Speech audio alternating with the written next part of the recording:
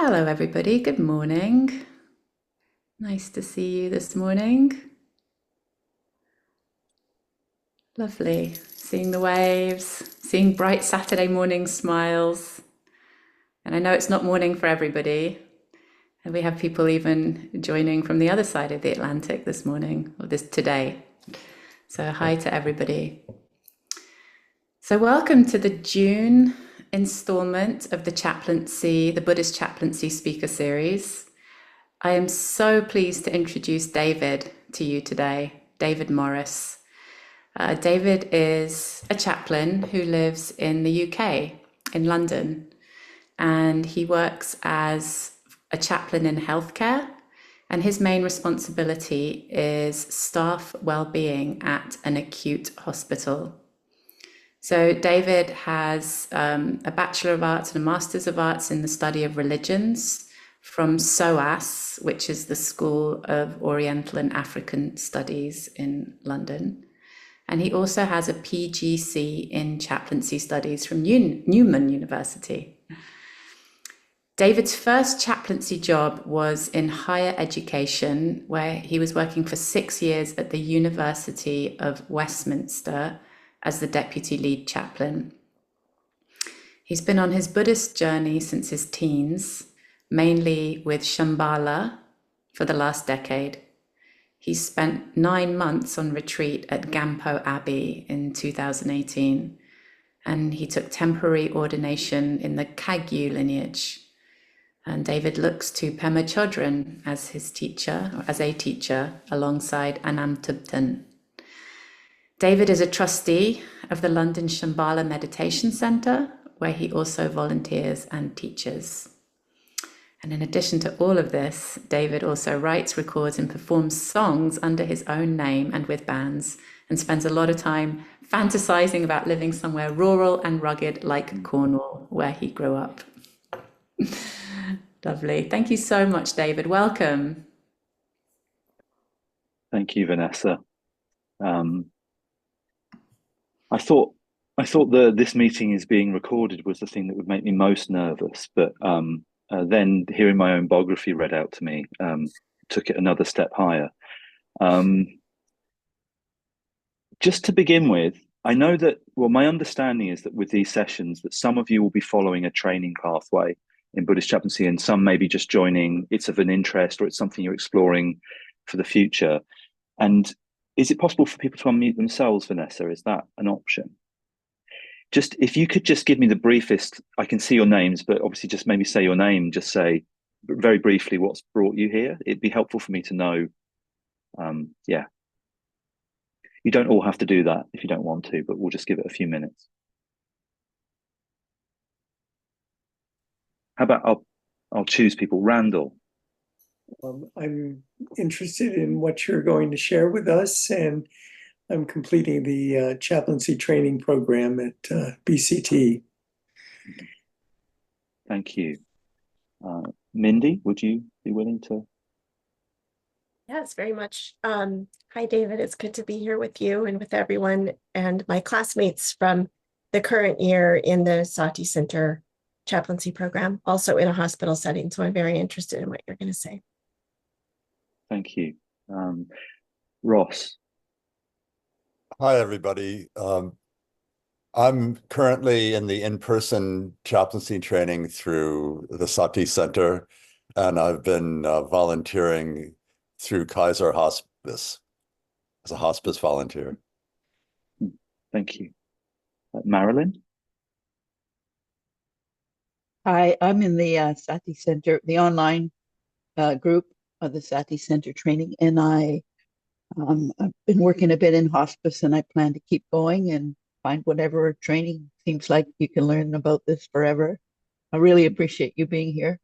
I'm in Canada too, so like the wild card here. Maybe. Thank you. And thank you, Renee, for putting it in the chat. If anyone else prefers to do that, please do. But Stephen? And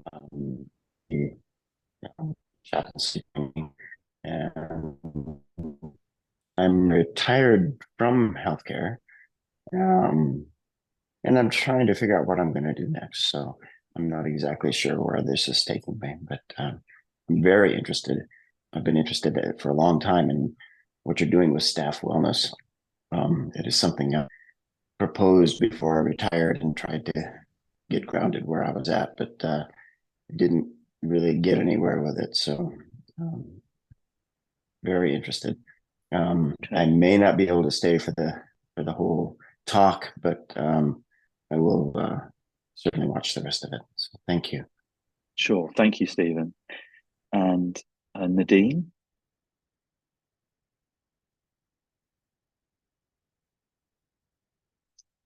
Again, perhaps technical things mean you can't unmute or whatever, but maybe add something in the chat later if you can't do that now. Carlos.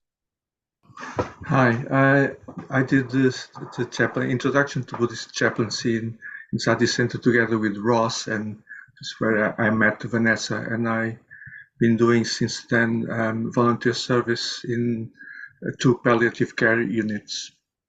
Okay. In Portugal. Okay, great.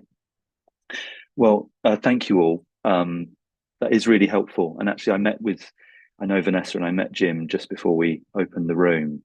So it's just really helpful, because I think what I've realized is by sitting down and focusing and trying to write a presentation that focuses on my particular role. We talk in the National Health Service, and I'll say the NHS often, and some of you may know that as an acronym, but it's the National Health Service in the UK. We talk about getting into silo mentality, where you kind of you get a bit locked into your zone and what your zone means and how it intersects with others, and you forget about the others. And I think sometimes I do that with chaplaincy. I'm now going to put some slides on the board. I'm hoping to use them not to the point where we don't engage with each other, and that there'll be time at the end for also for interaction. Okay, I think that's working. Okay, so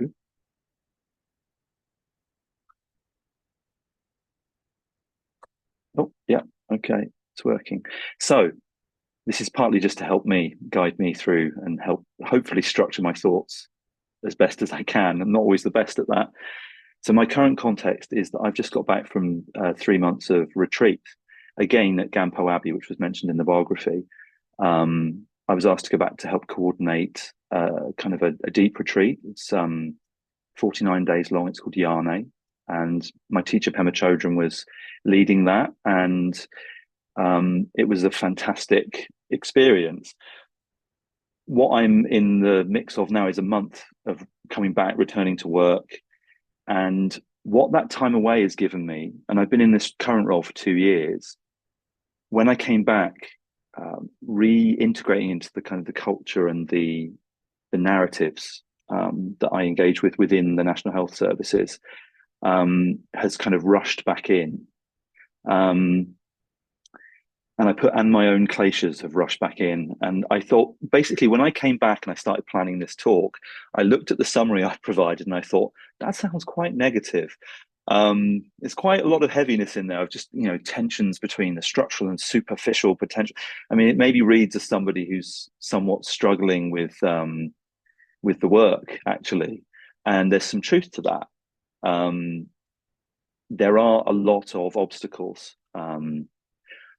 And the way I engage with those obstacles, I came back, whilst on retreat, and I managed to speak to some people who I took some guidance from about how can I relate better with these obstacles.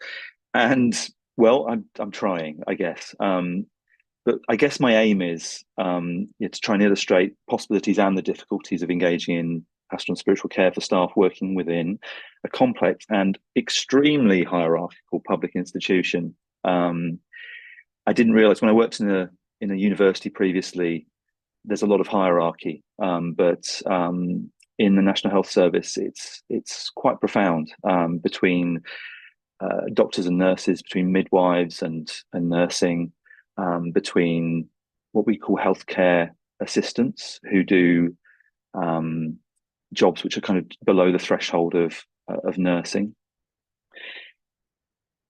And I'm not focusing much on COVID-19 particularly, but in the post-pandemic context, and just the range that I do from one-to-one support to sort of involve work on structural changes, which has become more and more important as I've gone on with the work.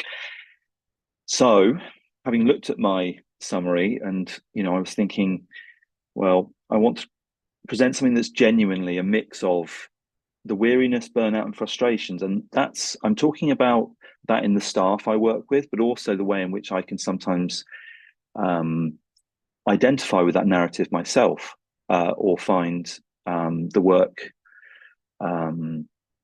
questions about my ability to meet the task in the way that I would genuinely love to.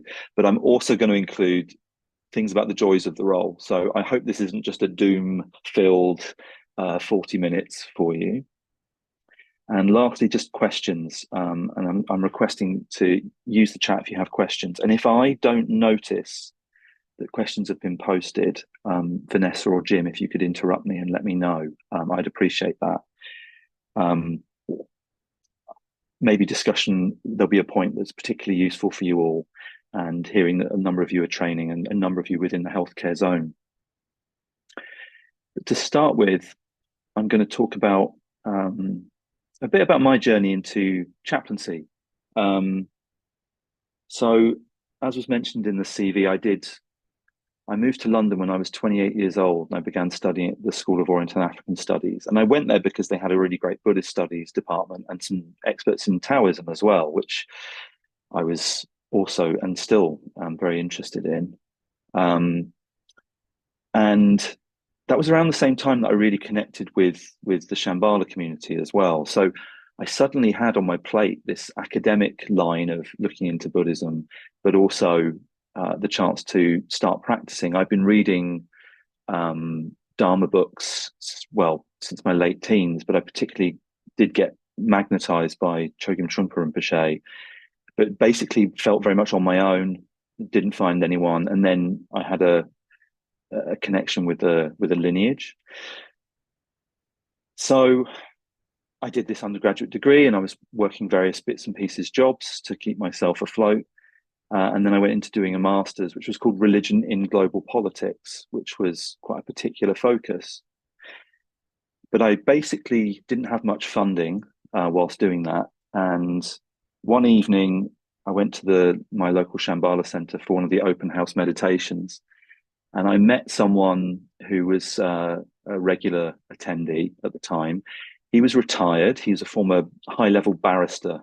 I don't know if you use that term in the US, a solicitor, a very high-ranking kind of lawyer. And I got on with him very well. We're probably on different ends, not radically different ends of the political spectrum, but we were on different ends. So we would have, lively conversations sometimes. And he asked me how I was, and I said, I think I'm going to quit my master's degree. I can't find work right now. I can't afford living in London. He said, well, what jobs are you applying for? And I said, delivery driving, working in the libraries, just anything I can find. And I was getting nowhere. It was during the kind of time of austerity after the financial crash, I guess.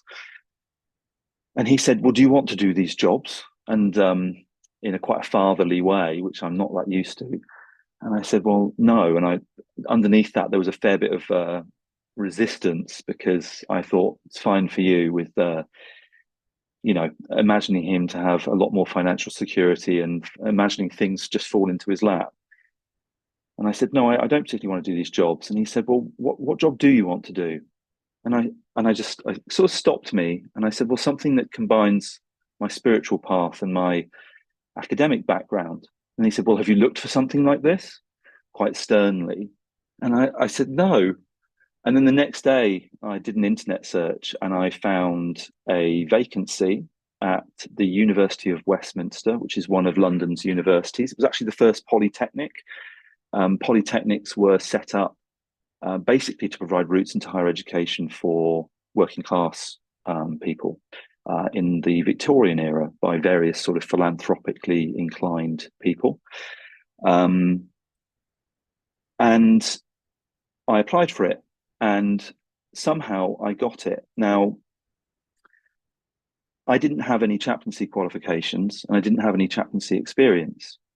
And I got it was basically a full-time role. It's 4 days out of 5, so it wasn't completely full-time.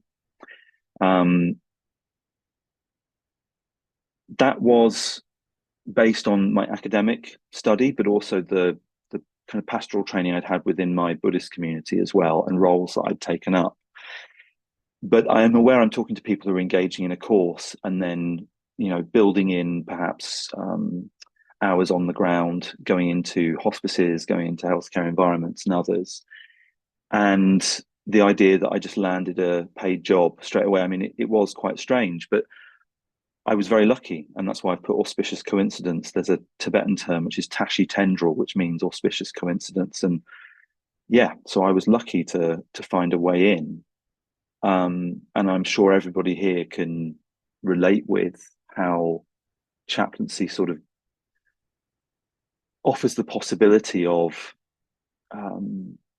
putting out what we've learned and what we practice into some kind of use within settings where there is a need for people who can offer time and space to people who are suffering in different ways. And then I went about what I've put retrofitting my CV. Maybe this is really foolish to do on a recorded video. I sought out whatever chaplaincy training I could find in the UK. And that was quite patchy initially. I eventually found that I could do this PGC because I'd already had a job. Now, a lot of training courses in the UK, you have to already have the job before you can do the postgraduate qualification. And for Buddhists, there aren't many ways of establishing yourself and getting the credentials in order to get the role. I was lucky that I fit in there. And since then, I've taken that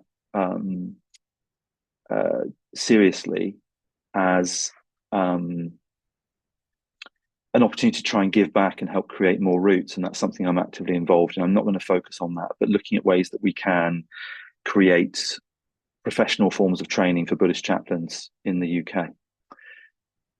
Just recognizing that not everyone has the ridiculous luck that I had. But after 6 years working in that role, which had pastoral support, pastoral spiritual support with students, I ran meditation classes, the classic kind of staples that you might imagine.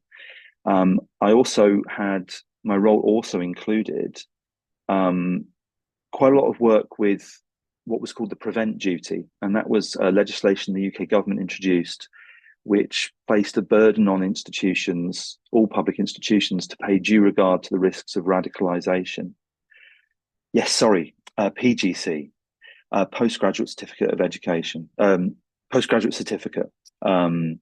So it's a postgraduate qualification. It's not a master's. If I'd done another year, it could have become a master's degree.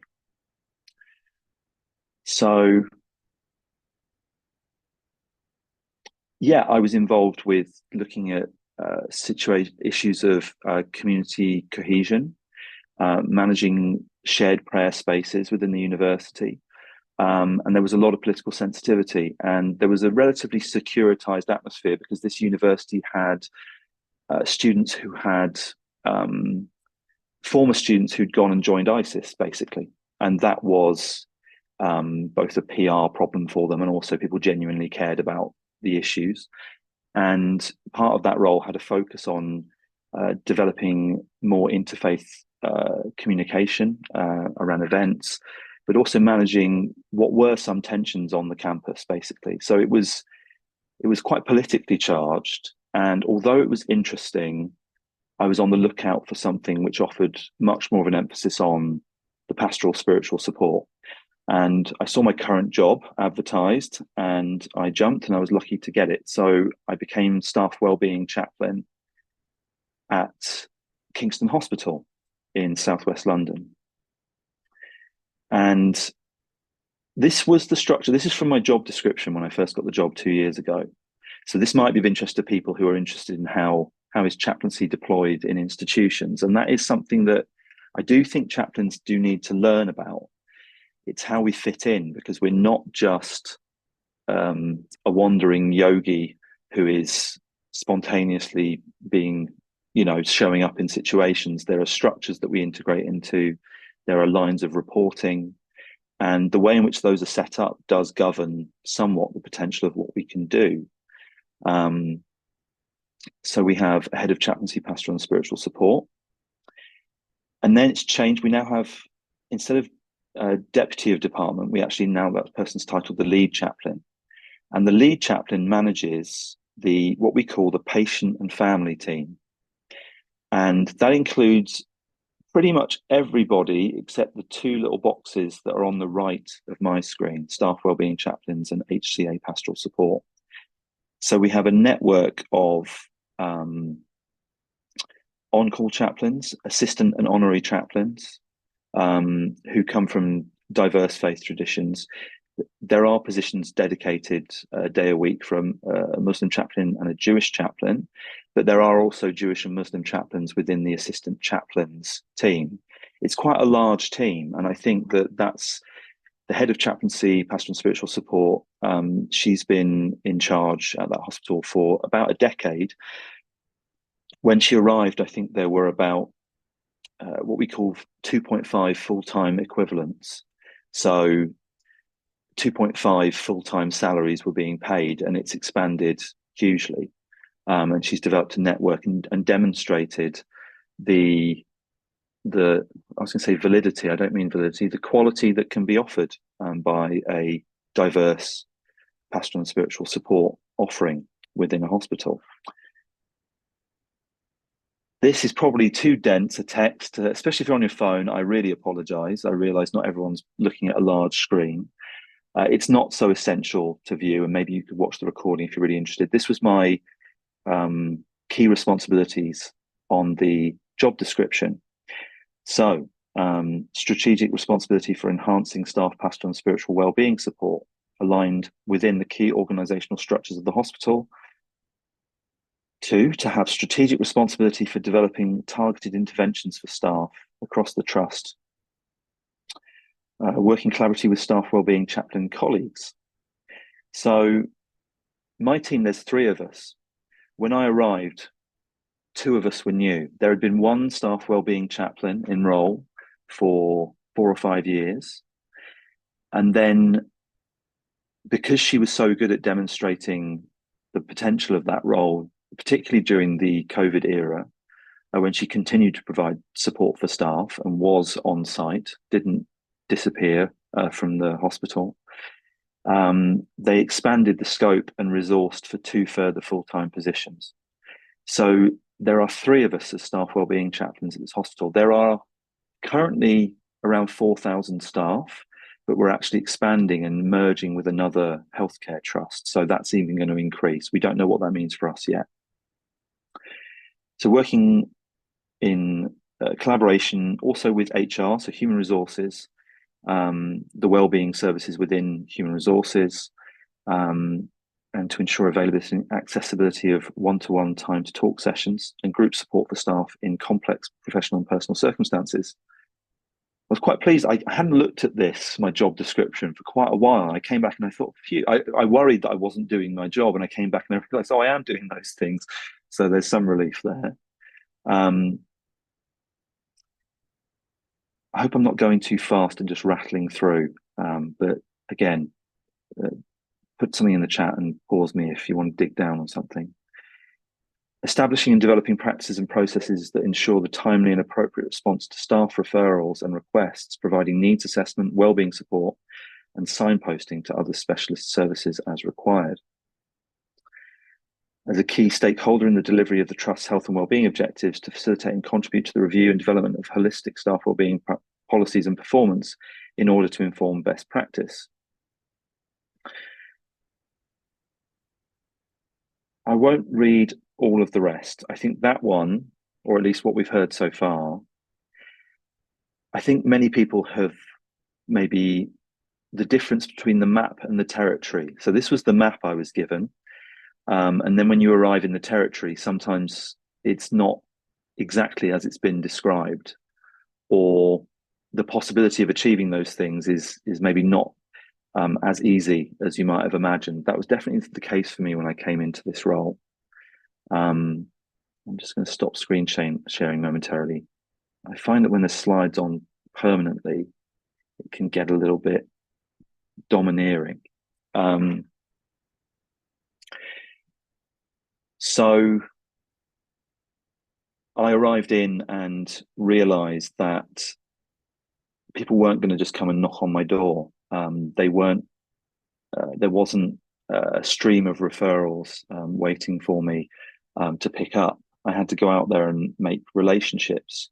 So I was assigned to. We have 3 divisions at the hospital. There's planned care, unplanned care, and corporate services. So for me, planned care includes the maternity service, pediatrics. It includes the oncology services, surgery, urology. It includes orthopedics, trauma, what's called the Royal Eye Unit, so an ophthalmological department, dermatology, bunch of other things, largely stuff that's pre-planned people are coming into. Obviously, that's not the case for maternity. They do have an open door, but they're included. So I don't have the emergency department or what we call the acute assessment unit and some of the more, I guess you'd call it reactive services. So yeah, I felt very nervous actually. I'd not worked in healthcare before. People use acronyms all the time. And assume understanding. And then when you ask them what the acronym means, they often don't even know because they've just got so used to using the acronym. They know what it means roughly. So just the learning curve of arriving into it was quite intense. And I was acutely aware of the risk of being sort of maybe naive because I just imagined, I regard these people with a great deal of respect and that they've been working in this quite gritty environment, a lot of resilience, and then to come in talking about well-being, there was a fear around, how do they regard this? Do they view this as some fluffy initiative that is a waste of money? And to be honest, there are people that do view the idea of having staff wellbeing chaplains as exactly that. And there are always questions about the resourcing of chaplaincy. Do we need this? What does it actually do? Why don't we just have counselling? And to try and go into the situation without being overly defensive, overly cautious, but also not go in and seem like a kind of floaty spiritual optimist who thinks that everyone should just be given time off to meditate. Striking that balance, I found it's an interesting bit of work. So what I focused on was just trying to get to know people. And there's a phrase is used a lot, I think, in chaplaincy training I've engaged in. The idea of being alongside becomes an emphasis. And I think that meant going to meetings where I wasn't sure why I was there, joining what we call clinical governance meetings. It's a monthly thing for different departments where they might talk about the serious incidents that have taken place, the complaints that are in process, and just accepting that I might not know why I'm there, but not using that as an excuse to dodge it and sit in my office, and just to get out and about as best as I can, but try not to get under people's feet. And when I arrived, before we started this, and I had a brief moment with Jim, and Jim talked about the feeling of, how do I develop this ability to be responsive to staff support needs in the context of healthcare chaplaincy? And it just immediately reminded me that I'm dedicated to staff wellbeing, but often people working in healthcare chaplaincy are responsible for patients, families, and staff. I imagine that's true for some of you. And I know that the patient-facing team where I work do feel they want to do that, but they do obviously need to prioritize patients and families. There is a kind of even if we didn't exist, I think that not that in the minds of the chaplain that the staff come second, but there is just such an emphasis on the direct and visible suffering, perhaps. I might be wrong. Maybe that could be something we could talk about at the end. So I'm going to go back to the slides whilst realizing that I've over-prepared. So we may not get through all my slides. So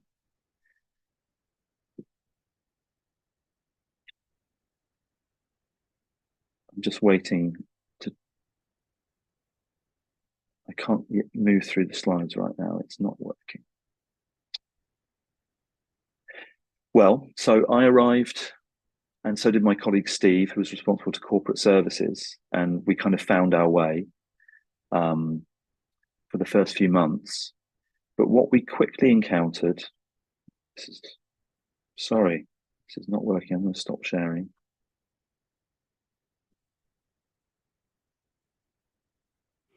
Is there something we can do, David, to help it? I think.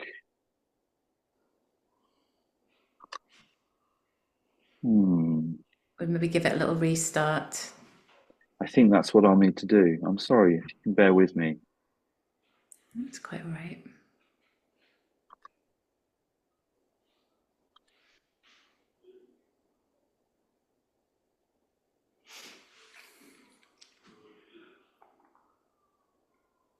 Any questions so far whilst I'm fiddling? I think I can probably multitask that. I have a question about how much you interface with the patient-facing folks as well. You know, how much you communicate or exchange, because I imagine so many cases, can I say, you might have so much overlapping interest, or if there's like an incident at the hospital or something like that. Yeah. Yes. So I think that's something, since I've come back, that I've realized is still underdeveloped. We have offices in the same corridor. We're next to each other, and we do pass on information. We have a handover every morning at 9 a.m. We start at 8 a.m. At 9 a.m. we have a half an hour full chaplaincy team handover. And that is a place where those details can be passed. And often, because we work Monday to Friday, the on-call chaplains from over the weekend will maybe say there was an unexpected death in pediatrics. There was a recent instance, and knowing that on Monday morning, so that I can immediately make contact with staff in that department is very helpful. I think that there could be more development of that, and I think that the structure of having some of us just focus on staff and some now just focus on patients and families, it may feel for some of the chaplains that's taken away something that they really enjoyed, but I'm sure they still do it. So I don't have a full answer, I think, is the truth. I think it does need, we haven't done a review of how that actually works. And that might be a symptom of the way in which the culture of busyness actually stops us from being reflective. If I'm honest, I think that even though as a chaplain I might be going around advertising or kind of promoting reflective practice, having time to step away from the work to look at the how and why we do things, and introducing reflective practice models, there is that risk of being the sort of, well, the healer who doesn't look after themselves. And obviously there are various models of looking at that and the risks of being a chaplaincy role where you might end up just trying to do more and not looking at how it's taking place. But yeah, so we arrived and I thought, well, what can we find? What's been advocated within the National Health Service, in the NHS, about staff wellbeing? What resources are there? Because often if there's some initiative or strategy, tying your work to the strategy can help you. It's a way of being understood within the organizational structures that you can present. I'm using this framework that's been advocated here, here, and here, and then you try and connect up work that you want to do to this. We found, I've got the full version of it. It was the NHS staff wellbeing needs. It's a bit like Maslow's hierarchy of needs, I guess. That's probably what they've based this on. So I've started at the top of the pyramid. I'm achieving my full potential. I'm thriving and love where I work are the two quotes they've used to illustrate the top of this period of staff wellbeing. inspiring and supporting others, delivering excellent patient care, able to develop in my role and career. What underpins that? Regular wellbeing conversations, team check-ins, sense of belonging, freedom to speak up. That refers to something within the National Health Service where we have freedom to speak up guardians. These are roles, people who staff can go to if they've noticed something that's dangerous, clinically or ethically wrong, malpractice, and they can raise it not through the usual line management structure. It's something we also have supported people in. People feeling that their voice is heard and counts, that they're rewarded and recognised for the hard work they do, compassionate leadership, and a comprehensive personal development plan. And then at the very base, nutrition, hydration, personal protective equipment, so comfortable clothes and shoes, toilet and shower facilities, sleep, healthy work-life balance, safe working conditions, regular breaks, and rest areas. I can regularly take my break and have space away from where I work to rest. It's the little things that make the biggest difference. So we looked at this, and what I thought I would be doing would be the elements of the top two of the pyramid. But what I encountered was there was so much missing in the base that when you go and talk to teams about staff well-being, they say, well, I love the idea of a yoga class, but I don't even get to take my lunch break. So how am I expected to do that within a 12-hour shift? And when I hear that, I say, yeah, okay. And then there used to be free car parking for the staff. They took it away. So staff on quite low salaries are paying for car parking. So when I go and talk to groups and try and survey their experience of well-being and meet people, I feel acutely aware that the idea of a mindfulness class sounds like something nice to add in if they had the basics in place. So what my team did, this became really evident to all of us. And what we did was 6 months into myself and Steve joining Diana, my other colleague, we put together quite a substantial paper and we put in a fair bit of research. We use this as one of our sources, the Wellbeing Needs Pyramid. And we presented it to the chief executive of the hospital and the chief people officer, which would have previously been sort of director of human resources, but they're using the word people in the UK. I don't know if that's used elsewhere. And we made some proposals and we backed them up. We made a proposal of protected wellbeing time for all staff. Now, in some organisations, including in the public sector in the UK, people have an hour a week allowed by their employer to engage with whatever's being offered within that organisation. So that could be arts and crafts in some places where they're very well resourced, or it could be counselling. It could be yoga or Pilates. It could be meditation. It could be going to talk to a chaplain. We were advocating for an hour a month. We tried to go in at somewhere that might be realistic. And we requested to put together a team of senior people at the hospital where we could look into what's realistic and how this could be actually achieved. Because we argued that there were some people who could come and use our services, but these were often people with jobs that just allowed that flexibility, or they happened to have a compassionate manager, whether that's a nursing situation, a medic, a doctor, a surgeon, whether it's an admin staff, whether it's, you know, housekeepers, that they happened to be in a situation which allowed them to do it. And we were interested in presenting the fact that there's not equitable access to staff wellbeing here. And we think that that's important.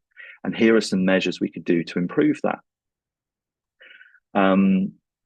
We also advocated for better wellbeing areas. Some staff don't have a staff room, and if they do, it's a cupboard where they all pack in to use a microwave and heat their lunch. And so I went from thinking I would be talking to people about their, you know, perhaps doing pastoral spiritual care in the mode of being a compassionate, empathetic listener who can perhaps support them to find tools to improve their well-being. What we actually encountered was this quite raw situation and the struggles that people face. I'll stay here for a bit. It wasn't particularly it was received, but we tried to be persistent, but we realized that this wasn't going to be listened to.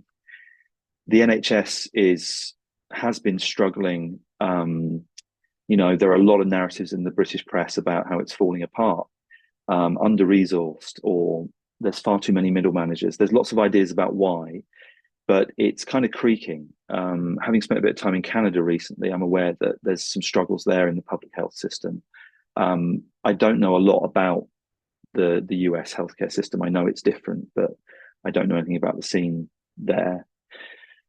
But because this is fully publicly funded, it's a huge system. It's the 5th largest employer in the world, the National Health Service, behind the Indian government, the Chinese military, the US military, and I can't remember the others. But yeah, it employs 1.2 million people in the UK, so it's huge.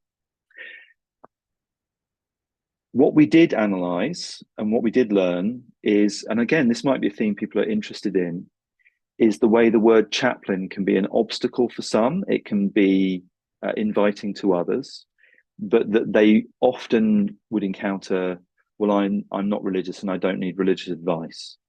And so working through the trying to present chaplaincy as we're inclined to be presented as sort of practitioners of spiritual care, which means that we've learned in our own faith traditions or non-faith traditions. We have humanist chaplains in the UK. We've learned, techniques of listening, and we also have a background of knowledge in our faith. Perhaps we have a knowledge of broader faiths as well and can provide a kind of interfaith service, but that we're there to adapt to the person in front of us and to work with the language they use to explain their experience. That's still not widely understood. Chaplaincy, so many staff will still say, oh, you're the religious guys. And obviously there's some truth to that, and you can't pretend it's not. But what we did, and one of our proposals in the paper, which did come through, was that we changed our job title and we became Staff Pastoral Wellbeing Practitioners. And this is the pitch that we have on our flyers, on our website. This is how we try and explain ourselves to the hospital community. I could read it out. Vanessa, do you have the time? I can't see a clock. So it's 6:47 here in France. So it's 9:47 in California. So I don't want to fill this. I mean, I have more to share. I'm just going to look ahead. I said that I wasn't going to turn this into a doom, but I did make space for myself. I've been doing a fair few moans and groans. The truth is already. I think that I could dig down on that. But right now, I would rather open up space. And if there aren't questions, I could continue until the hour. But for now, I'd rather just stop, because I didn't realize how much I had to say about this. But there may be places where you'd prefer that we redirect this. And I may, I did talk to Vanessa, what would actually be useful for people here? And obviously you're all different. So please just maybe use the hands up function just to help us not. It occurs to me, David, that you're in the company of some very skilled listening chaplains. And maybe that's where you found the motivation to speak. I'll also say this, I'm noticing that most of us here are sort of in the program or former students of the program. So I'm going to suggest that maybe we be a little softer with the transition of the event today, that maybe we just, let's just not, that doesn't necessarily need, if somebody needs to leave on the hour, that's fine. But then what we normally do is we just continue for another 30 minutes with questions. So we can do that. Let's just see, what questions we have, and if there's anything else you want to present, David, and then we can be a little more open with it today, I think. Sounds good. Okay. Jim. Oh, sorry, Randall. Jim, then Randall. Okay, yeah, thank you, David. It's really interesting hearing what you're doing and that focus on the staff wellness. I'd be interested to hear more about when you initially landed in the job and you realized you had to develop these relationships. And I found often, especially in some of the higher acuity areas like ICUs and emergency departments, the nurses tend to turn to one another for support a lot of the time, and then maybe not so welcome to forming relationships outside of that, because I think there's this kind of understanding of a shared struggle that they go through, and this kind of bond through experience. And for an outsider to kind of come in and try and offer some kind of empathy or connection, uh,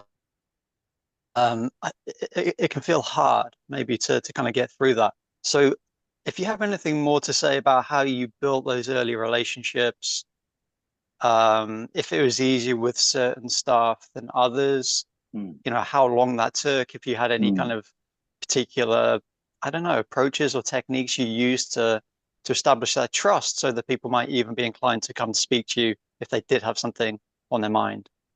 Yeah, thank you, Jim. That's yeah. So, if I did, sometimes I'm jealous of the patients and families team because they have a legitimate reason to wander onto the wards because they've got a list, they have a visit list, and that's a very tangible reason to be there. And then from that tangible reason, you may, discern other interventions of pastoral spiritual support which are present in that area, and you go there regularly. So I find I'm not good at wandering in and just checking and saying, oh, hey, how are you? Because I think, well, if the person's really suffering right now, they don't want to be provoked to tears whilst they're on shift in their ward. So I do think that something about what we do is I do a lot of one-to-ones where people come and we sit in a quiet space and we have almost an hour together sometimes. And having an avenue for that possibility is important. So I think that's where I feel like my skill set is. So I recognize that I have a colleague who's very good at just wandering in and kind of cheering people up basically and being that person. And I'm sometimes like, maybe I need to learn how to do this more. But what happened, I wonder if other people have experienced this, is that there were a couple of matrons, and we use these terms, and I don't think they're used. So we still call the most senior nurse who's still on the floor, on the shop floor, is a matron. And it's before you really go into full management zone. So chief nurse, deputy chief nurse is the roles above that in the structure. There was a matron who'd had a really great relationship with a chaplain. And I think that if you can find the people who have experienced what chaplains can offer, and that they have warmth and kind of openness to it, that was incredibly helpful to me, because this matron started referring staff to me on a really regular basis in a way that was a light touch, wasn't heavy-handed. She understood that it was confidential. She never asked me if the person really came to see me or not, or what did they say. And that builds trust, because the staff know that when they come and talk, it doesn't get passed back. I don't work for, the trouble is things like occupational health, they are explicitly there to get people back to work if they're sick, or and if they go and see someone in HR do have a different agenda. Now they can be very compassionate people, but they have a remit which is quite particular. I also found I did make relationships with all of the matrons eventually, and I made an effort to try and use the quite top-down way that the system is run. I thought, well, if that's how the system is, then I'm going to have to work with that. I can't, there's so much, it's such a pyramid, it's such a pyramidal structure. So I thought that if they're going to sign off people to come and talk or come and join a class or whatever it is, they need to know me. They need to have some trust. And sometimes that would be engaging in a situation. I'm trying to think of a particular example and also anonymize it at the same time. So a member of staff made some quite serious mistakes and was put into a disciplinary process. I'd already been offering them regular pastoral support, and I ended up attending their disciplinary hearings with them in a pastoral support capacity. So we'd meet for half an hour before the meeting. We'd do some breathing exercises. This person had a tendency to get very activated and angry, especially if they felt they were being grilled on something, mainly coming from fear, I think, and the feelings that authority can provoke in us. And then I would accompany them into this meeting with senior nursing staff who I'd also worked with pastorally, who'd come to talk to me about their experiences in their lives, in their personal lives. And they're there to kind of discipline this other member of staff. And I think that if you can hold that space and know that if people feel that you, they trust you, that you're not going to bring in any of that material into this setting, and that you can hold that in a way that respects everybody, but also knowing that at that moment I was there as pastoral support for this member of staff, I think that's when people start to get that this is somebody who's embedded, who's part of the community. Yeah, I guess I keep coming back to the word trust. That you aren't there to advocate for the workers against the bosses. There's a risk of that. There's a tendency because there are systemic problems that do seem to come down from the top. And there are issues of feeling that people are quite exploited in terms of working extra hours for free, being pressured to come out of sick leave, all kinds of different things. But yeah, does that make sense? I've got to the point where I know I'm rambling. Yeah, that definitely makes sense. Thank you. Yeah, I mean, another question I was kind of curious about. So in some American hospitals, they have like peer support systems, like helping healers heal or caring for carers, which is maybe the closest they get to the kind of offerings that you're providing, but it relies on the staff in the hospital, regardless of their position, to be trained, like maybe half a day's training to provide peer support. And then when there's some kind of crisis of whatever magnitude in the hospital, then they can kind of call on that peer support, and they can maybe sit down with someone that's been trained, whether it's a nurse speaking to another nurse, or it could be a chaplain, or it could even be a doctor, or whoever it may be. But it kind of relies on that peer-to-peer network. Is that something that's also in place in your hospital, or do you kind of take on exclusively that role of providing support? And then I guess another part of that was, you mentioned the disambiguation between like providing spiritual care and then counselling. So are there also counsellors available for staff, or do you also kind of take that role? And what are the differences there, if so? So there's a lot there. All the trainings that are offered to staff to kind of help them work with the peer-to-peer stuff that you described, every time I see something like that set up, it gets cancelled because operational pressures are too high. These things get swept away. They're the first thing to go. The wellbeing support offerings are the first thing to get deleted from the plans of the day. And I deal with that a lot because I'm brought in to do a group session and it gets cancelled because of operational pressures. That happens a lot. But yeah, what I found were, we have, within maternity, you have something called PMAs. They're professional midwifery advocates. And they have training in working with staff to do reflective practice regarding their work, and also to deal with when they've gone through difficult situations or difficult instances. They're developing now PNAs, professional nursing advocates, who also have a pastoral element to them. But I've spoken to one of them who's in the training, and they're not being really given any hours. They have to do it off their own back, and the hospital is expecting them. It's not been brought in as kind of normal business, so it's seen as a luxury. And that's one of the problems with a lot of this. It's still viewed as a luxury, that the staff wellbeing. I mean, we've had the staff survey results from the staff survey last year. It's an annual thing. All NHS trusts have to do it. And the results are shocking. The 80% of staff say that they feel, exhausted at the end of the day. 80% in some areas. That every hour is draining. Like 50% of staff feel that way.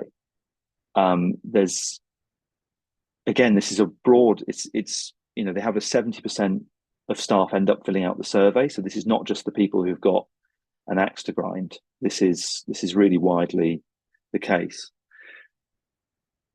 So finding people who actually really value this and don't see it as a luxury, going back to your first question, and just noticing the people who would speak up in meetings, which are often held online, but governance meetings or high level meetings. As soon as hearing somebody who really cares about this in a way that they're willing to kind of keep speaking up about it, about staff wellbeing, going and supporting them in the first instance and saying, I hear you, I know this is hard, and reflecting back, just acknowledgement, basically at a very basic level, acknowledgement of their genuine wish to improve the situation for the staff that they manage. It's often managers I'm thinking of. Supporting them directly, allowing them to be honest about the troubles that they face, the kind of the tension they experience when they know that staff are having a hard time, but they can't make more room, or they don't know how to make it better for them. That's quite a burden for people to carry. But relating with them and then saying, well, how can I share some of that? What can I do within your department? So that's another way that I found ways in that did work really well. And then any initiatives that get started in, like locally, there was one in the maternity department where they got some funding for a wellbeing role to try and get an award, a midwifery award for staff wellbeing. The bronze award, which they've just about completed, is quite basic. It's assessment of what's already in place, and basics like, is there a break room? Are there enough toilets? And to be honest with you, sometimes there aren't, to be truthful. But the person, I was involved in the interview panel, and the person we appointed, I'm really hoping she can continue in the role because she's done an incredibly good job. And at the last, I went to a meeting on Thursday, which is called it's a very high level meeting with a lot of people from the chief exec and chief nurse and all these people. And I really made a pitch that please keep funding this person to carry on after the external funding runs out, because if we had someone doing this role in every local area, then I could work with them, I could support them in the work they're doing, and then I could pick up what they identify, and then we could co-develop sort of interventions that would work. But I say that whilst I know that the chief operating officer is having meetings where they're deciding what to cut right now because there's a deficit in the millions. And I feel compassion for them too, that they are making these decisions that they're compelled to make on budgetary decisions. So I know they're hearing me say this and saying, that would be nice, but we don't have enough money to buy gowns right now. So thanks very much. And sorry, I'm again, it's getting gloomy again. But yeah, I feel like I've learned how to find people who are really determined, and then connect with them, support them as best I can, because I have a lot of fluidity in my job to go where I feel is best to go, which is one of the great things about chaplaincy, is that we're not so driven by the same metrics. And I have a lot of autonomy of how I use my time, and that's a privilege. So I think trying to lend those hours of mine to people who are doing things that are potentially going to make genuine changes. And one of the changes that she has developed is that she's done an audit across the whole maternity service, and there's about 400 staff in the maternity wing. It's big. That's across community midwifery and also the wards they have, and it's obstetrics and it's gynecology and a bunch of other things. She's done an audit of how many people and how often are people actually able to take up their lunch break.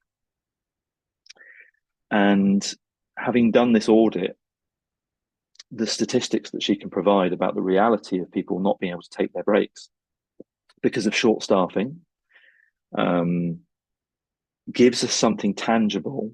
Instead of saying, in these meetings that I go into, oh, I'm hearing that people feel they can't take their breaks. Well, what I get back from senior people is they can take their breaks, and all they need to do is talk to their manager and this, and this, and they have a standard answer, which is the policy. But the policy doesn't actually work for people in practice. So I think more and more I'm becoming determined to start doing these data gathering exercises and looking at what the reality is on the ground so that we can actually present some more facts. I was always trying to avoid as much the quantitative versus the qualitative. And I'm like, chaplaincy is a qualitative thing. We don't have as much data. We don't need to have as much data. Actually, I'm reading a Gabor Mate book. Are people familiar with him? I thought so, because in North America, he's very popular. And I'm reading The Myth of Normal, which is one of his most recent books, I think. And there's one interaction he has with somebody who says, I finally said, F the statistics. And Gabor Mate says, that's probably extended your life expectancy. So I know that people are ruled by data and proving their worth and validating their own existence with these. And although I have the luxury of not being so ruled by that, I also know it's the only way to get some things done. And I'm going to have to basically let go of my wafty spiritual leanings and actually get down and dirty with the statistics actually, and start doing audits and start using things where I can put them on a slide at a high level meeting that gets recorded and gets submitted, and actually start exerting some pressure to make changes and advocate for things which maybe aren't that popular, but start to push a bit harder, but hopefully whilst also recognizing that I'm also available for pastoral support to the people I'm challenging about the reality of staff wellbeing in the hospital. And that is cognitively, it's just not possible to square that circle. It will always feel like a slightly failed project, I think. I'm really sad that Randall has gone and he had something he wanted to ask. I hope if he can come back. I think he's left, isn't he? I can't hear you, Vanessa. I think if you were saying I was just saying, something. yeah, I think Randall had to leave. Okay. Right. Yeah. But thank you for the question. I think it's like all roads lead to Rome, is that my current fixation is we need to make genuine changes and not just be, okay, so here's okay, I'll just say it straight. There's also health and well-being within human resources, and they organize the Pilates classes, the boxing exercise classes, the yoga. And they also, when I arrived, there was a clinical psychologist, staff clinical psychologist, who was employed 2.5 days a week. And there was a full-time staff counselor who was employed full-time, 5 days a week.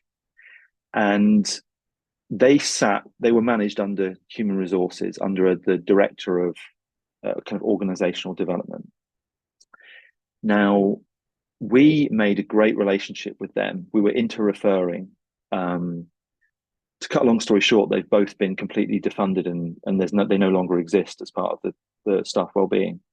But they've kept them on the website for about a year, which I find there's a lot of smoke and mirrors, if I'm honest. This is me getting really loose, but I think that a lot of the wellbeing pots of money that exist in their budget go towards taking goodie bags around on International Nurses Day, like a can of soda and some chocolate bars, and actually often really unhealthy food, which is questionable. The canteen is filled with pale carbohydrates and really poor quality nutrition. We've tried to advocate for changes to that, but they say there's a contract with an external supplier, we can't change it. I think that leads staff to feel that the word well-being, staff well-being is hollow. It's something that they talk a lot about, but actually they're not changing anything that objectively changes the reality of my everyday, where I experience burnout, exhaustion, bullying. There's definitely a culture of bullying and harassment within that exists. Discrimination, various forms, on the staff survey results, really troubling. People feeling they can't speak up even about clinical issues because they worry they'd be punished, or that their job opportunities would be blocked. All of these things, I think, are what's really impacting on well-being. So I've become quite cynical about going around and giving out cupcakes, basically.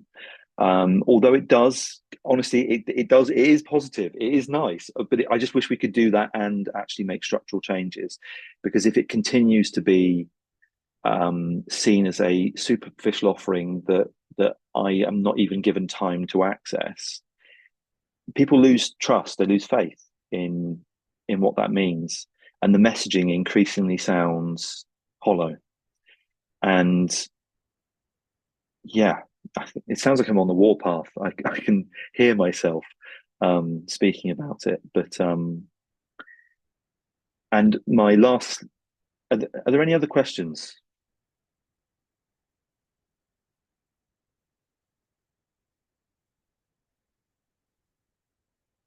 Okay, I'll keep an eye on the chat or the hands up function, but I will use some of what I had left, if not, maybe not all of it. Okay, I have to restart it again.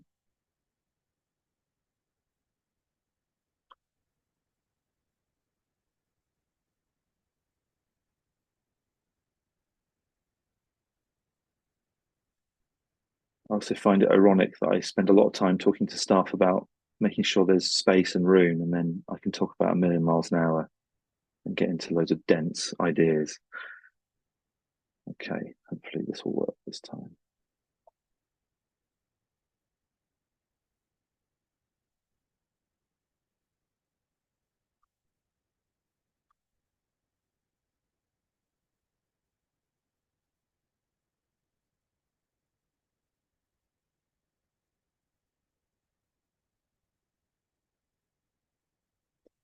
I've already talked about this. This is what I've just let loose on. I have a quick question, David, just on your rebranding slide reminded me. Yes. Did it have much, did you find it had much of an impact? I think it did.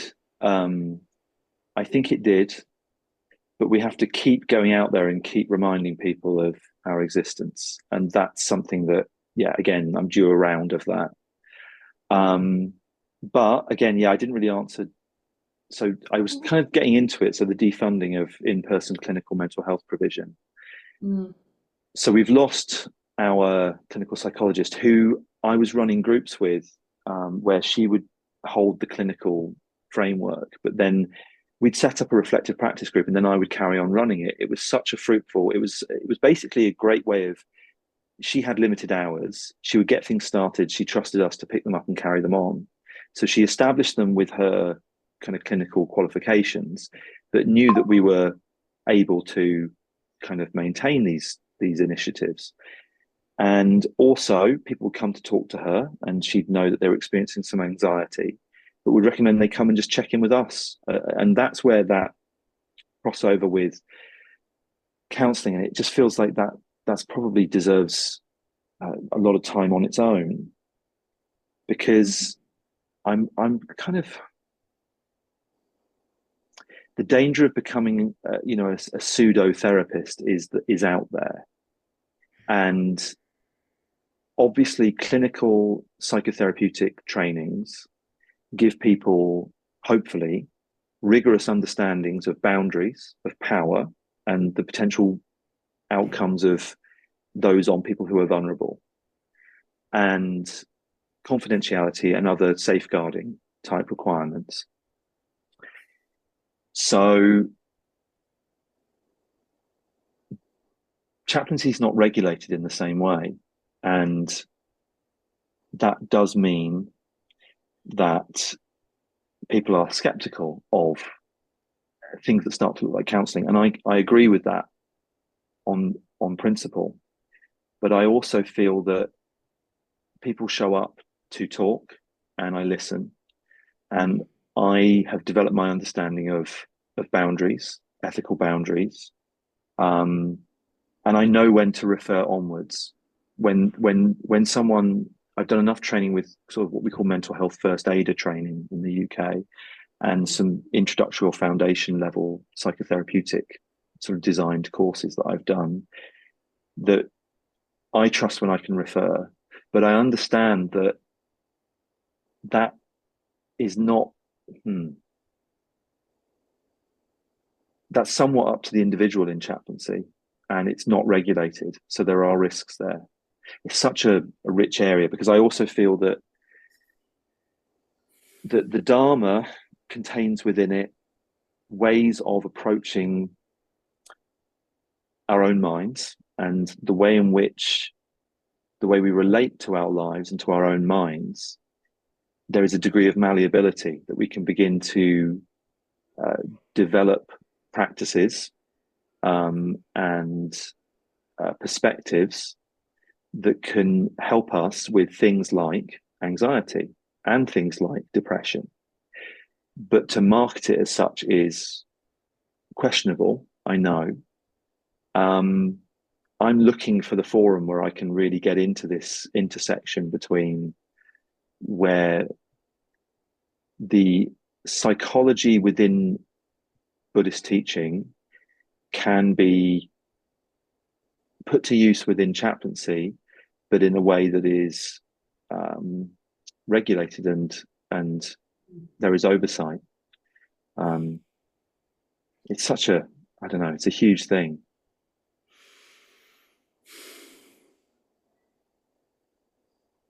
So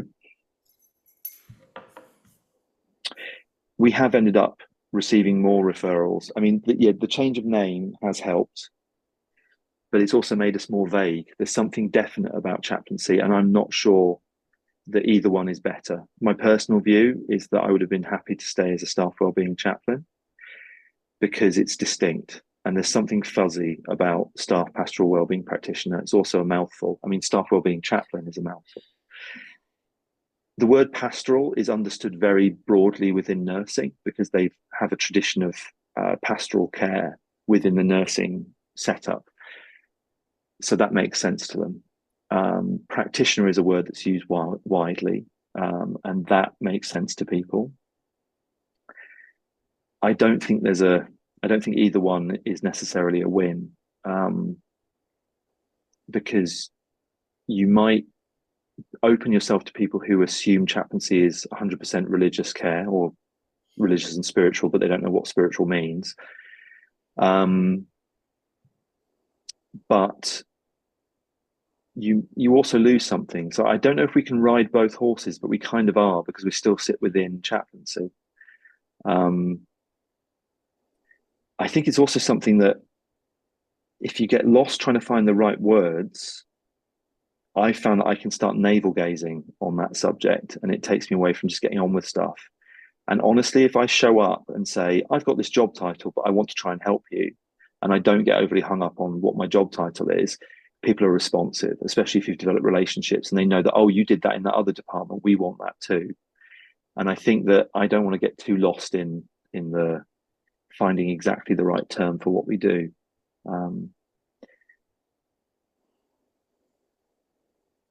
Okay.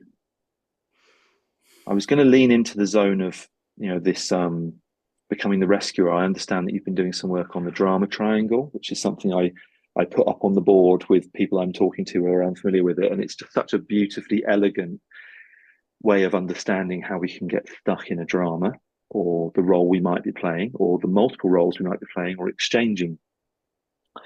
And I wanted to nod towards the fact that I and other chaplains, we can also get kind of brought into this. People will perceive us maybe as the rescuer sometimes. We may perceive ourselves in that way and not be aware of it, and it's important to know.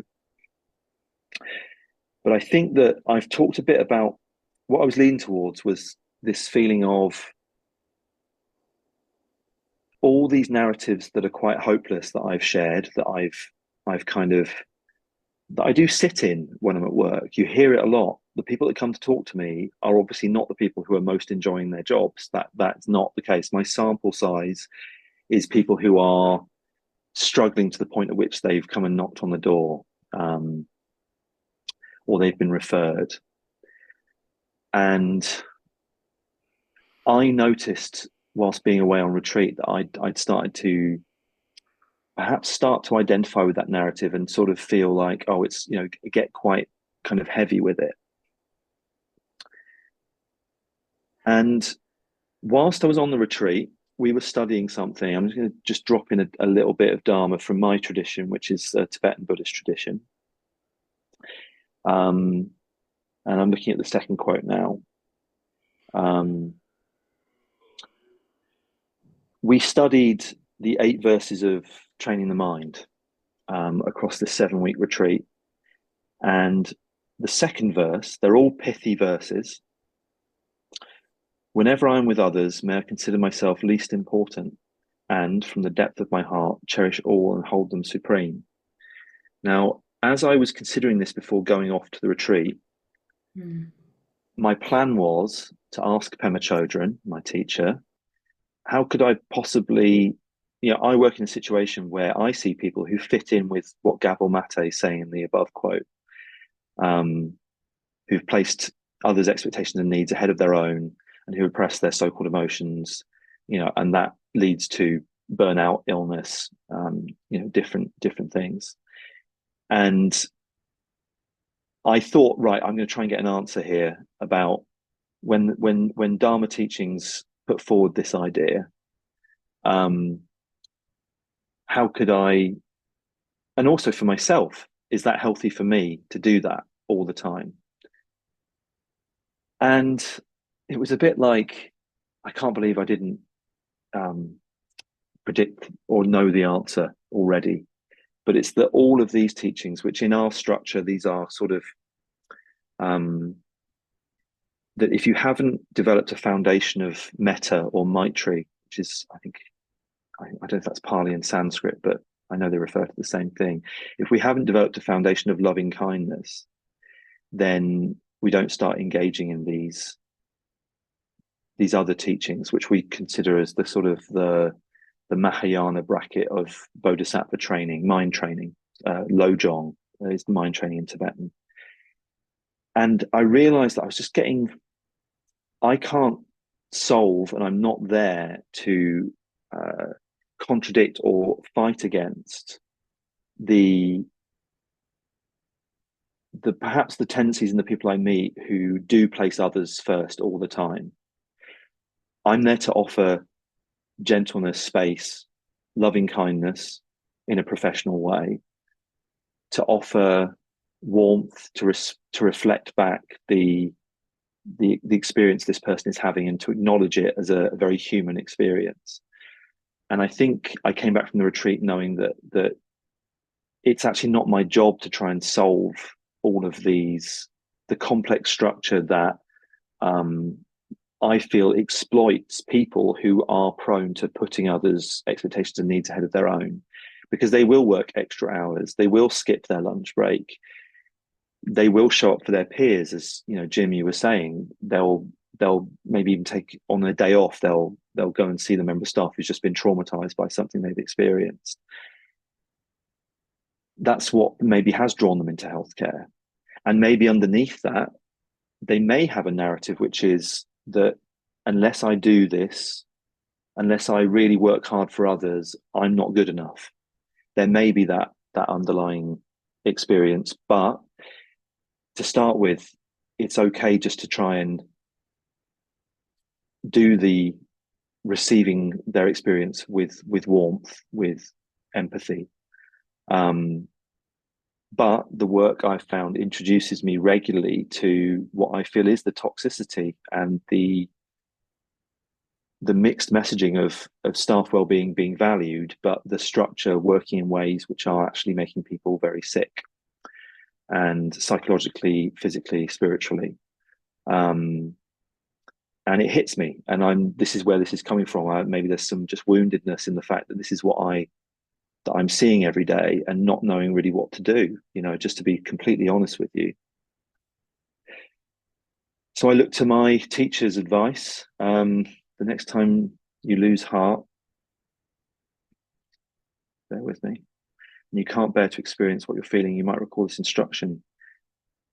Instead of blaming our discomfort on outer circumstances or our own weakness, we can choose to stay present and awake to our experience, not rejecting it, not grasping it, not buying the stories that we relentlessly tell ourselves. This is priceless advice that addresses the true cause of suffering, yours, mine, and that of all living beings. So as a Buddhist chaplain, I feel that I need to just be really bringing my practice to awareness of the narratives I'm carrying about, the projections that I'm carrying about, and to loosen those up and to liberate myself from them and to show up with a smile. And I had an experience the other day where it was quite a heavy day. I'd had some heavy conversations and just walking very briefly outdoors, which I don't get to do very often.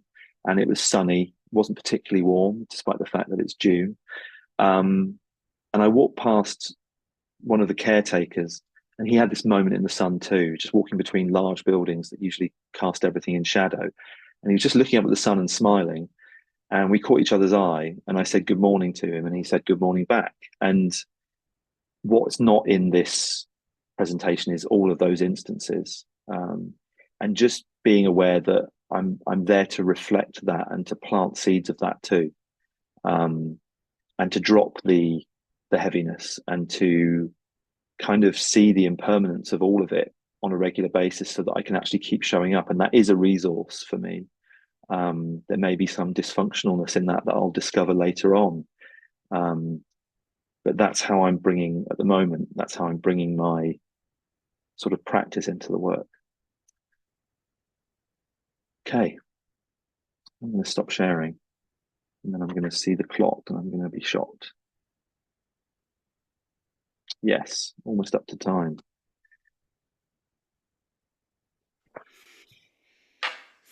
Would anybody else like to ask something or share before we close up? Mindy? David, I really appreciate your honesty and even the heaviness, and the sort of examination of the structural challenges that you find yourself in. And I'm also wondering, what do you most look forward to when you go to work?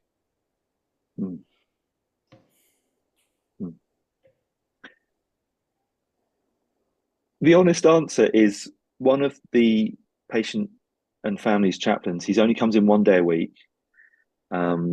He's a liberal Jewish rabbi and Jewish chaplain, and he's I think he's around 70 or something. He's done so many jobs. He was the chief executive of Liberal Judaism UK, and they were the first institutional religion to formalize gay marriage. He did he's done some amazing things in his life.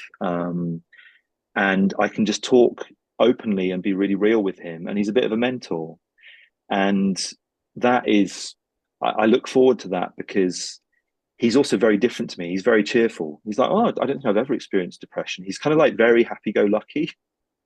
And it's a good check for me if I'm leaning too hard into my other tendencies. I also really look forward to the one-to-one support, the privilege of that, of being trusted. Now, obviously, I think reflectively we have to be aware of, we might be feeding off, the role in some way, but I do feel that the privilege of people sharing their kind of innermost experiences is the genuineness of that is just it's maybe what I feel is most important in life. So the chance to receive is just, I find it energizing. Other people say, oh, you must find that draining. And I said, no, what I find draining about the job is, it's not those experiences. And I don't know why that is, but what people think is the hard stuff about the job, I actually find uplifting is the wrong word, but connecting, genuine, authentic, raw, tender, all these words, and having the possibility of, oh, I did somehow hold the space where that person could connect with that part of themselves in a way that I hope felt safe, that felt trusting, that felt genuinely confidential for them. And that feels like a kind of, so when I have those moments, that really sustains me in the work. Thank you for asking that. Thank you.